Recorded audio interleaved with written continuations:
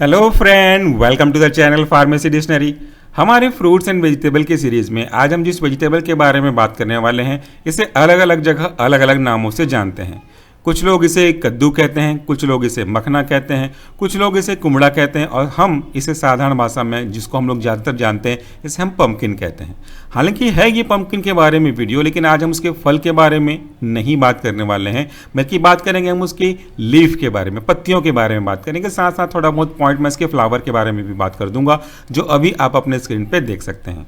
आज का जो वीडियो है वो डायरेक्टली मैंने आपने आसपास पाए जाने वाले खेत में जहाँ पे कद्दू उगा हुआ है उसकी लाइव रिकॉर्डिंग करके आपके लिए लेकर के आया हूँ। अगर आप सोचते हैं कि कद्दू को केवल फल को हम सब्जी बना के यूज़ कर सकते हैं तो थोड़ा सा करेक्शन की आवश्यकता है। जितना एडवांटेज हमारा कद्दू का फल है उसी के इक्विवेलेंस या थोड़ा बहुत ज़्यादा ही एडवांटेज है उसकी पत्तियाँ और उसके फ्लावर। तो चलिए हम डिस्कस कर लेते हैं कि इसकी पत्ती में ऐसा क्या खास बात होता है जो काफ़ी ज़्यादा यूज़फुल है, और बहुत सारे रिव्यू आर्टिकल, रिसर्च आर्टिकल में इनके बारे में बात की गई है। सबसे पहली चीज़ कि ये जो फ्लावर्स आप देख रहे हैं, ये जो लीफ आप देख रहे हैं, इनमें डाइटरी फाइबर प्रचुर मात्रा में पाया जाता है। डाइटरी फाइबर्स बेसिकली ऐसे कॉन्स्टिट्यूएंट होते हैं जो कि हमारे डाइजेशन के लिए बहुत ज़्यादा यूज़फुल है। तो अगर मैं ये कहूँ कि हमारे कद्दू की पत्ती का पूरा फोकस आपके डाइजेस्टिव सिस्टम की हेल्थ को बूस्ट करना है तो वो किसी भी तरीके से अतिशयोक्ति नहीं होगी। जब हम बात करते हैं डाइजेस्टिव सिस्टम की तो दो मेन प्रॉब्लम हमें अफेक्ट करते हैं एज के अकॉर्डिंगली। ये है आपका इरिटेबल बाउल सिंड्रोम, दूसरा होता है कॉन्स्टिपेशन। और आज के डेट में कॉन्स्टिपेशन कोई एज डिपेंडेंट हुआ नहीं है, कॉन्स्टिपेशन किसी को भी हो सकता है। कॉन्स्टिपेशन का मेन कारण होता है कि आपके लार्ज इंटेस्टाइन में पानी की कमी हो जाती है, इसलिए हमारा जो स्टूल है वो हार्ड हो जाता है और उसका इवैक्यूएशन करने में प्रॉब्लम होती है। तो जब हम इसकी पत्ती, कद्दू की पत्ती बोल लीजिए, मखने की पत्ती बोल लीजिए, चाहे इसके फ्लावर के साथ मिला करके सब्जी बना के ले लीजिए, जब आप इनका कंजप्शन करते हैं तो ये पूरी की पूरी सब्जी आपके स्टमक से होता हुआ आपके लार्ज इंटेस्टाइन में पहुँचती है और ये काफ़ी अधिक मात्रा में वाटर को अपने पास एब्जॉर्ब करके रखती है, तो ये वाटर को वहाँ पर ट्रांसफर करता है। और जो स्टूल वाटर की कमी की वजह से हार्ड हो चुका था उससे वापस से वाटर मिलता है तो वो सॉफ्ट होने लगता है और उसका जो इवैक्यूएशन है वो बहुत आसानी से हो जाता है और इसे हम आसानी से कॉन्स्टिपेशन से रिलीफ भी पा सकते हैं। दूसरा जो इसका एडवांटेज है वो ये कहता है कि इसमें एंटी एजिंग प्रॉपर्टी काफ़ी अधिक और अच्छी मात्रा में पाई जाती है। एंटी एजिंग का क्या मतलब होता है? एजिंग का मतलब होता है उम्र का बढ़ना। स्वाभाविक रूप से अगर एजिंग हो रही हो तो कोई इशू की बात नहीं है, बट आज के इस करंट सिचुएशन में जब हम बहुत सारे फास्ट फूड या केमिकल सब्सटेंस को यूज़ करते हैं तो हमारी बॉडी के सेल के अंदर ऑक्सीडेटिव स्ट्रेस बढ़ने लगता है। ये जो ऑक्सीडेटिव स्ट्रेस है वो हमारे लिए काफ़ी ज़्यादा हार्मफुल, खतरनाक होता है। ये हमारे सेल को भी नुकसान पहुंचाता है और हमें हमारी एजिंग को भी फास्ट अप कर देता है। यानी कि जो हम जिस उम्र में हैं ही नहीं उस उम्र के लक्षण हमारे सेल में दिखाने लगते हैं और हम इससे बूढ़े होने लगते हैं समय से पहले। सो एंटी एजिंग प्रॉपर्टी का मेन कारण इसमें पाया जाने वाले विटामिन सी है, जो इनकी पत्तियों में, इनके फूलों में प्रचुर मात्रा में पाया जाता है, खास करके पत्तियों में।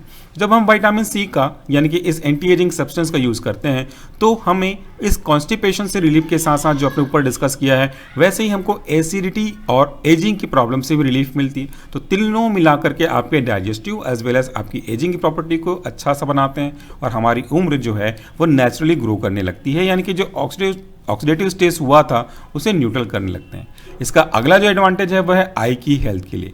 इनकी पत्तियों में विटामिन सी के साथ साथ विटामिन ए भी अच्छी मात्रा में पाए जाते हैं और विटामिन ए का जो मेन काम होता है वह आपकी आंखों की रोशनी को बूस्ट करना होता है या आंखों से संबंधित जितनी भी बीमारियां हैं उनको कम करना होता है, क्योंकि विटामिन ए की कमी से तो हमको प्रॉब्लम होती है। सो विटामिन ए इनकी पत्तियों से मिलता है और ये फिर हमारी आंखों की रोशनी, हमको कलर पहचानने की एबिलिटी और आंखों से संबंधित दूसरे तरीके की एक्टिविटी कोई भी फंक्शन को मददगार साबित होते हैं। इनका जो अगला एडवांटेज है वह कन्वर्जन में आपको थोड़ा सा रिलीफ प्रोवाइड करता है। कन्वर्जन यानी कि मिर्गी के झटके, ये अलग अलग व्यक्तियों में अलग अलग लोब के अफेक्ट होने के कारण से अलग अलग इफेक्ट दिखाई दे सकता है, लेकिन इसका अगर हम एक अच्छा मात्रा में सेवन करते हैं पत्तियों का, फूलों का, तो ये कन्वर्जन के आने वाले झटके को कम करता है और इसके कारण से उस व्यक्ति को थोड़ा सा रिलीफ प्रोवाइड होता है। ये उसके अच्छे एडवांटेज हो गए। अगला जो एडवांटेज है वह है आपके बैड कोलेस्ट्रॉल को कम करने का काम करता है। कोलेस्ट्रॉल बेसिकली दो तरीके के होते हैं, एक होता है लो डेंसिटी लिपोप्रोटीन जिसे हम बुरा कोलेस्ट्रॉल या बैड कोलेस्ट्रॉल कहते हैं, जबकि दूसरा होता है HDL high density lipoprotein that is also known as the good cholesterol. So ये बैड कोलेस्ट्रॉल के एब्जॉर्प्शन को कम करता है और इसी कारण से फिर ये हमारी बॉडी में उसके अमाउंट को भी कम करेगा जो कि हमारे लिए अच्छा है। ये बाइल के एब्जॉर्प्शन को भी कम करेगा और इसी कारण से बाइल को नया बनाना पड़ेगा और वो फिर आगे जाकर कोलेस्ट्रॉल को एसिमुलेट करेगा और बॉडी से बाहर निकालेगा। तो ये प्रकार से बोल लीजिए कि ये बहुत ही यूजफुल हो सकते हैं। There is a huge amount of fibre in this leaf और यही इसका कारण है कि ये एब्जॉर्प्शन ऑफ बाइल को और कोलेस्ट्रॉल को कम करके आपकी बॉडी में एक फ्रेशनेस लाता है स्मॉल इंटेस्टाइन में। ये बहुत ही बेहतरीन इसका इफेक्ट है। अगला जो इफेक्ट है वह है फर्टिलिटी के केस में।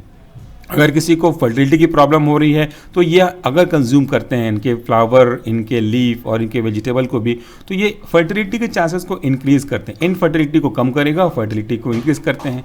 टेस्टिकुलर डैमेज को भी रिड्यूस करने का काम करता है, जिसके कारण से स्पर्मेटोजेनेसिस भी काफ़ी अच्छे से बढ़ती है और यही एक मेन कारण है आपकी इनफर्टिलिटी का। तो जब स्पर्मेटोजेनेसिस अच्छा होगा तो फर्टिलिटी भी अच्छे से बूस्ट करेगी।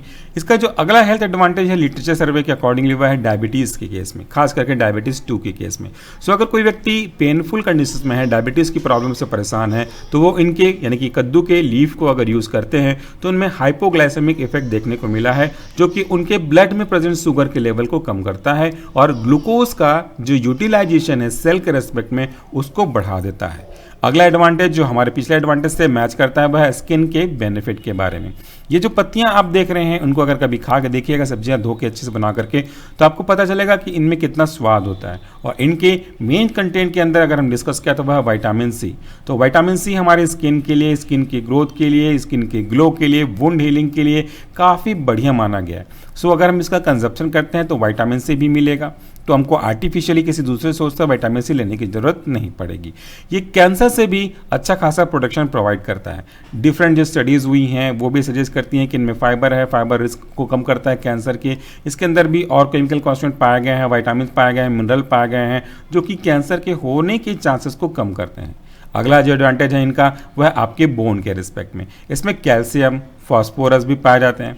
यही कारण है कि खास करके छोटे छोटे बच्चों में जो अभी एजिंग की ग्रो हो रही होती है, इनको अगर हम देते हैं तो उनसे उनका बोन स्ट्रांग होता है, हेल्दी होता है। और ये बोन से संबंधित जितने भी प्रकार की बीमारियां हैं, टीथ से संबंधित बीमारियां हैं, इनसे ये रिलीफ प्रोवाइड पा सकते हैं। इसका एक और एडवांटेज आज के इस पेंडेमिक सिचुएशन में है, जब ये वीडियो रिकॉर्ड हो रहा है, वह आपकी इम्यून सिस्टम को बूस्ट करता है।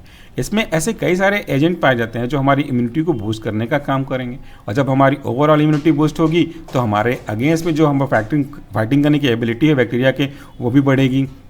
इसमें हीमोग्लोबिन को भी बढ़ाने की एबिलिटी है, ब्लड को भी बढ़ाने की एबिलिटी है, तो ये काफ़ी ज़्यादा यूज़फुल हो सकता है एनीमिक पेशेंट के लिए।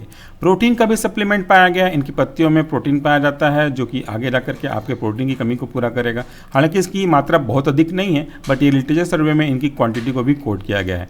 डाइजेशन के बारे में तो मैंने आपसे पहले भी बात कर लिया था, तो दूसरी तरीके से ये आपके इन्फेक्शन के चांसेस को भी कम करते हैं।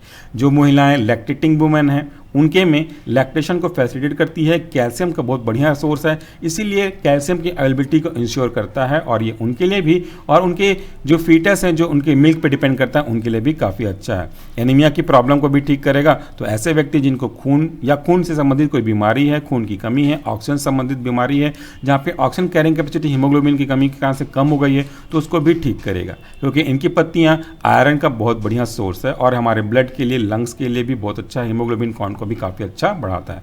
तो फ्रेंड, ये था हमारा सिंपल सा एक्सप्लेनेशन पंपकिन, मखना, कद्दू, कुमड़े के पत्तियां और फ्लावर के बारे में। Thank you so much for watching this video. नमस्कार। Please do take care of yourself. और हाँ, कमेंट बॉक्स में फीडबैक देना ना भूलिएगा। Thank you.